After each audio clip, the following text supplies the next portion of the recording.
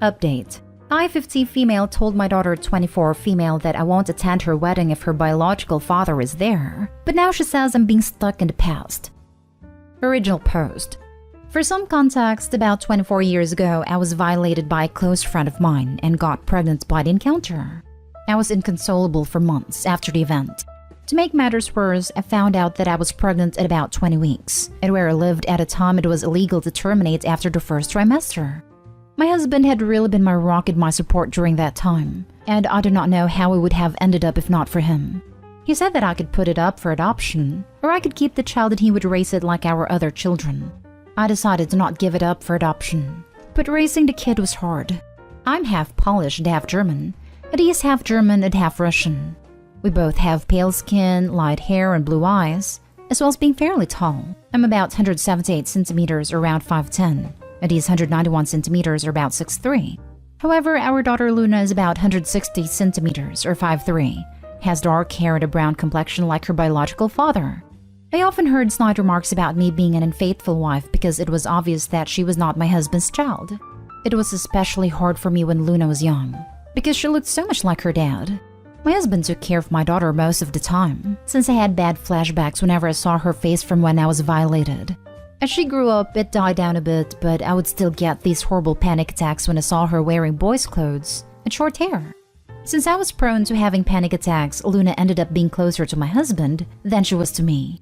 Also, she often ended up getting a little more than her siblings from my husband as some sort of compensation because of me. We never told her that she was the product of a non-consensual act, because I was too ashamed and my husband did not want her feeling different from her siblings. I often told her that me and her biological father got into an altercation but never spoke to one another ever again.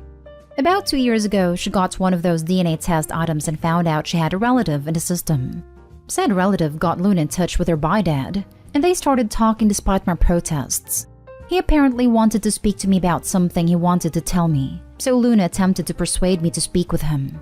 I made her aware that me and her father shouldn't ever be in the same room together. Now, Luna's getting married to a lovely young man.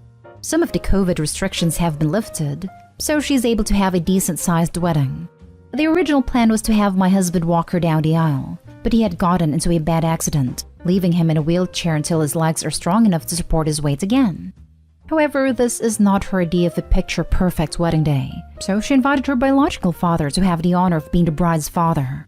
Her wedding invitation not only invited my offender, but she totally disrespected the man who raised her. Although I or a bridesmaid could have pushed him down the aisle, she thinks it would not fit the vibe of the wedding. My husband looked so shocked and upset that she would even think of this, but I was furious. I have a visceral hate for that man, and I let her know that I would not be anywhere near him. She told me that this is what she wants and there's no changing her mind, so I told her I will not be attending if he's there. She got upset and told me that I shouldn't hang on to the past, but I laid it into her that she doesn't know what happened between me and her biological father, so she shouldn't stick her nose where it doesn't belong. Though I feel terrible about what I said and how I said it, and I can't be blamed for her being born or not knowing what happened since I never told her, I still feel as though my wishes should be respected if I say I don't want to be in the same room as someone. I'm now okay with her contacting her father, I just do not want anything to do with him. Also, it's rude to replace your father with another man who you've barely known for 2 years because of something he couldn't control. Can anyone offer me a perspective that I am not catching? Has anyone ever dealt with this, and if so, how? Now for the top advice before reading the update. You need to tell her how she was conceived. You did her a disservice by concealing that from her and allowing her to have a relationship with an offender.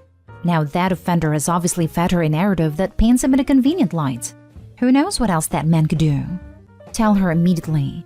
She should know that a picture-perfect wedding she wants will forever be marred by having him there. If after telling her she sticks to her guns, let her know you won't have a relationship with someone who so easily sides with someone like that. I was conceived from my father violating my mother. I would never expect my mother to see my father at all. You need to tell her. It's her business as well as yours. Also, I didn't discover the truth of my conception until I was roughly your daughter's age. It took some processing, but I've moved on. It's part of my story as it's part of your daughter's. It's time to stop lying to her. Frankly, you should have put her up for adoption the second you started having panic attacks around her. She's a grown 24-year adult. There is no reason for her to not know her bi-dad violated you.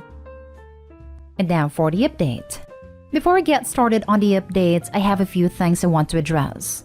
A lot of people have questioned me on why I did not tell my daughter that she was a product of a crime. The only answer is that I was ashamed of myself. For some context, before I got married to my husband, I actually was very close friends with my offender. We grew up together in a small community, and our families were close. Our parents even wanted us to be together. He was always interested in me, but I didn't give him a chance until university. I broke it off with him and started dating my husband, but I never cut him off because we were very close. He invited me over to drink. This was normal for us. And when I started getting a bit tipsy, he violated me. I was very traumatized by the situation and tried to get him jailed, but I couldn't. He had a very good reputation, so everyone believed him, even my own mother, when he said I willingly came over and did it with him. I eventually stopped pursuing the case because of the social pressure, which only got worse when I found out I was pregnant. I eventually left the place with my husband and kids to live somewhere else. After I gave birth, my husband suggested therapy, but I was scared of being judged again, so I decided to bury it and try to forget about it. I just realized now that it was the worst way to go about this, but it's the only way I knew how to, honestly. Now on to the update. After reading all the advice I'd gotten, I decided that I should stop running away and tell her everything. I called her to come over and she did. I first apologized for yelling at her for her suggestion, because in her mind it was an innocent suggestion. I told her that I wasn't angry at her, but at how fast she was willing to replace her father because he was in a wheelchair, and that anger was compounded because she brought up her genetic father. I apologized again for acting childish and not like an adult. She asked me why I'm so against her genetic father being in the same vicinity as I am, and I just told her everything, from our initial friendship to her forced conception. She didn't believe me, like some of you predicted, but I can get a copy of the records of the court case and offered them to her if she needed a look. She looked stunned, like she wanted to believe me, but couldn't. I apologized for keeping all this from her because I didn't know how to bring it up. She told me she didn't believe me and would confirm with her genetic father, so I told her to take the time she needed to process all this. Later that day, she came again, crying and apologizing for not believing me. I held her and cried and apologized too. It was kind of therapeutic.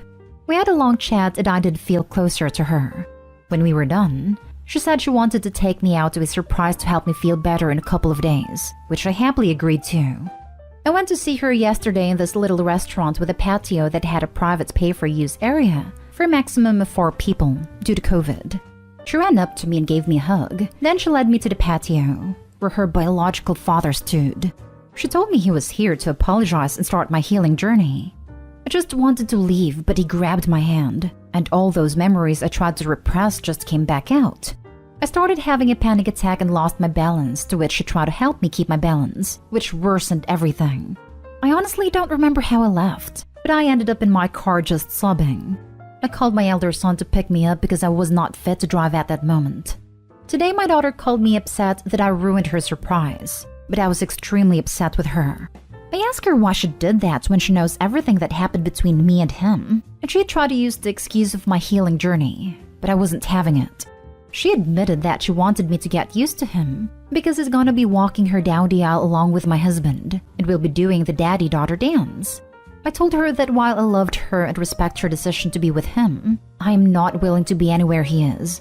She started complaining about how she wants all her family to be there, and I'm still not forgiving, but I hung up the phone. My husband is aware of everything and stands by me if not going to her wedding, but I don't want this.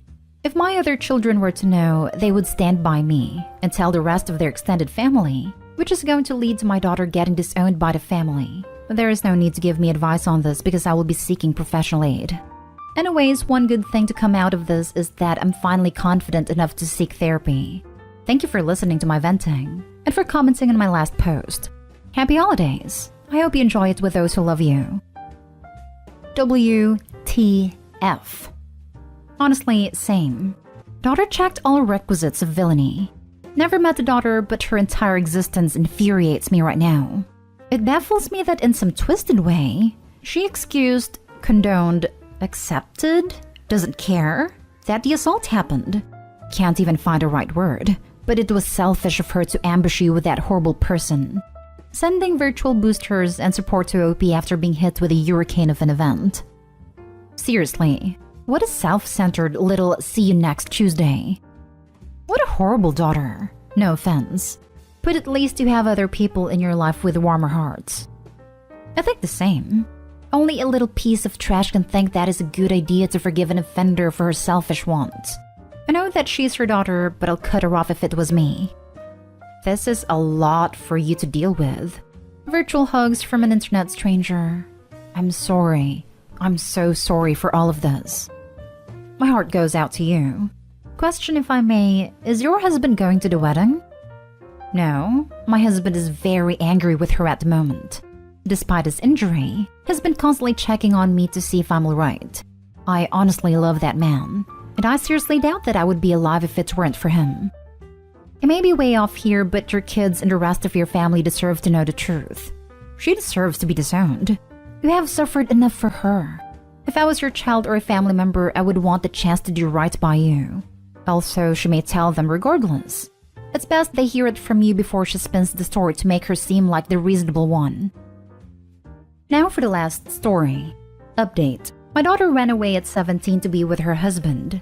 She is now 22, he is 34, and I have recently found out she is pregnant and would like to try again to reach out to her. I'm not sure which way would be best. Original post. Hello, I'm 53 years old and I have a 22-year-old daughter. My husband and I have not spoken to her for 5 years when she left home. She ran away at 17, and when we located her, she was already 18 and living with her husband, who is 34 years old now. My husband completely cut her off, but I tried to maintain contact with her, but never got any responses from her. Eventually, she changed her phone number, and I didn't even have any way to contact her.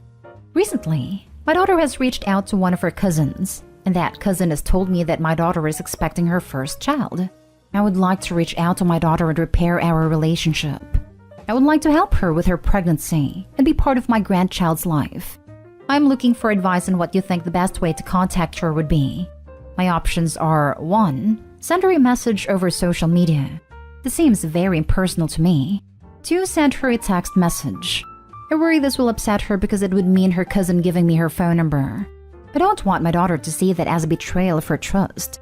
3. Write her a letter. This seems like the most personal way for me without invading her privacy. Worst comes to worst, her cousin can take a picture of the letter and send it to her. I would just like others' opinions on what they think I should do. Thank you very much.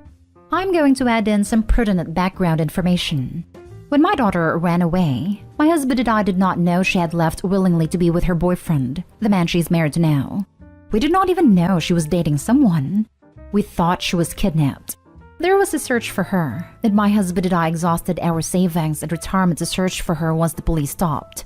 Months later, we found out she was alive and well, and had gotten married to that man once she turned 18. My husband has not talked to her since, though I have reached out many times.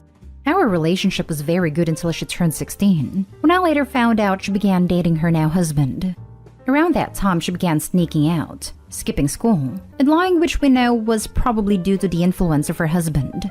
I do not know much about their relationship dynamic, other than she apparently admitted to my niece he's controlling. Now for the top advice before reading the update. A letter is least intrusive and most respectful. Other people have made excellent comments here about ways to contact her. I only wanted to add that your daughter has been groomed and is very probably in an awful relationship. What you're going to want to do, because you're loving parents, is get her the hell away from this man. But you can't. She will have to take the step on her own once she's ready. And it's a lot easier to do that when she knows she has backup and place to go. So if you really want to help her, make sure you don't alienate her and you stay in her life. Don't talk bad about her husband. Don't talk good about him either. Better to not mention him at all. If she does talk to you about him, try to let her come to the realization on her own by biting your tongue and doing nothing but asking questions. Are you okay with that? How does that make you feel? Do you think that's what love is? Stuff like that. Remember, her husband is probably looking for a way to isolate her further. You're gonna have to rebuild that bond again. Do not be judgmental about their marriage/relationship at all, especially in the beginning. Edit/update. I asked my niece to reach out to my daughter about the two of us talking. My niece told me she said yes and gave me her phone number. She said to call her tomorrow after 9 o'clock. I'm very excited about this new development. And now for the update. I'm writing this quickly while I have a chance. I received a lot of wonderful advice, and for all of you who are well-meaning, I thank you very much. After I wrote my last post, I reached out to my niece to ask her if my daughter wanted to be contacted by me or not. My daughter says yes, and said for me to call her after 9 o'clock the next day, but made sure to say not to call her beforehand. At 9:15 the next day, I called my daughter. She immediately told me she needed money and a place to stay. She told me her husband had begun to get physical with her, and she was afraid for herself and her child. In summary, over the last few days, we have found out that my daughter's husband was emotionally and financially controlling her over the years. But my daughter was fooled by him enough that she thought it was okay or normal. She said that he would get mad at her if she talked about reaching out to her father and I, and would tell her that we were going to try to break them apart. It wasn't until she became pregnant and got worse that she realized she needed to get out. My husband and I immediately flew to go get her and bring her home. We have already talked to law enforcement in both her town and ours. Thank you, everyone. I know this is written rather hastily, so if there are any questions, I will answer them. I wish you and your daughter all the best. I'm glad she felt able to ask for help and leave her abuser. That takes great courage, especially after being groomed so young. Thank you very much. She was very brave, and we are very proud of her. What a great response from you. I am sure this was not what you expected and you went into protective mode immediately. My one piece of advice is, understand she may not open up about everything immediately. Let her know that's okay and your home is a safe space. And when she's ready, you're there for her if she wants to share. She would fare well with therapy, but what a damn champ for asking for help. She's a strong one. You raised her right. Congrats on being a grandparent, though on quite a different type of journey than you expected. My husband and I immediately flew to go get her and bring her home. What a relief it must be for her to find herself in a safe place. Please be patient with her. Her recovery will take time and will require therapy and a lot of support.